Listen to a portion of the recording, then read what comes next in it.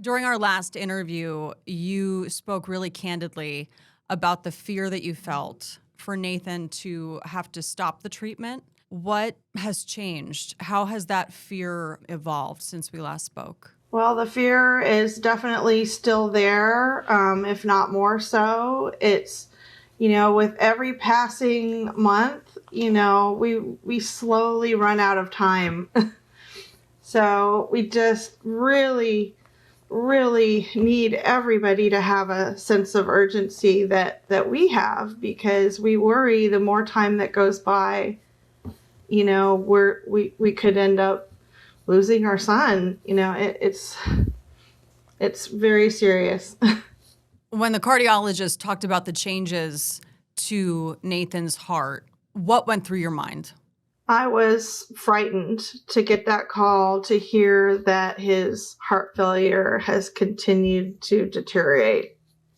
No mom wants to hear words like that. So we just really hope that we can turn this boat around and get Capricorn back as soon as possible. What have the last couple months meant in terms of urgency? Each month, like I said before, each month that goes by, the more frightening it is to a family who, desperately needs this treatment. We're thrilled that the phase 3 data came out outstanding. We were not surprised at all. Every stage of the trial has brought the same great data. So it's very frustrating as a family to see that we still don't have this drug approved and we don't know when we're going to have it. What is it like to have to choose between treatment options? And what do you think people fail to grasp to understand that situation that you're in? It's a horrifying thing for a parent to have to choose between treatments with a fatal disease. We worry all the time, what if we made a mistake? Is this the right one, or do we need to do this one? Do we need to do both? It's just heart-wrenching for a family to have to make these kinds of decisions in a life-threatening disease. I've heard you say time and again that you are in this and you are fighting for your son's life.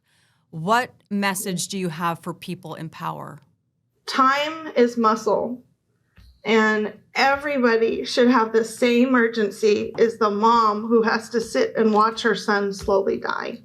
We want everybody to be on board with us with the same sense of urgency and get this, as soon as possible. So what are the next steps for this drug, for this treatment?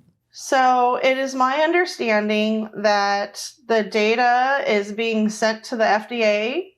Now, I think it was supposed to be done by the end of the year. I'm not sure how far. Hopefully Capricorn is submitting any day now. And once that gets to the FDA, they have, I believe, 30 days to make a response. And I've heard that they may get an all new PDUFA date and have to start over. And that's a terrifying thing to my family. So we hope that we can get, all of our legislators and get, everybody on board. The data is fantastic. It's safe. It's effective in several measures. Why do we have to start over? We need this as soon as possible.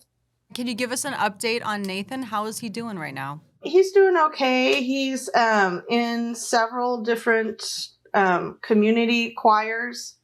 He just had a big gala, and so he's still living life to the fullest as much as he can.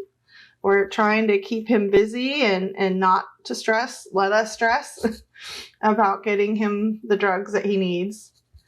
And we haven't been to the doctor in a little bit, so we're not sure, of what continued progression with the heart or anything like that at this time. But we have noticed that his arms are getting a little weaker, and it's really stressful for him.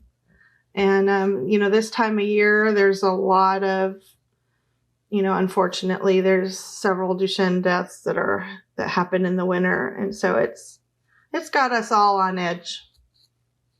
So we are really hoping that we can get a win for deramyocel soon. What kind of reaction have you had to the videos that you've been sharing? Very good reactions. And we've also spoken with one of our senators, and they are anxious to help us as well. But until the data's, in the FDA's court, there's really not a lot we can do. So we're just hoping that happens quickly and we can kind of get everybody on board with what we're dealing with.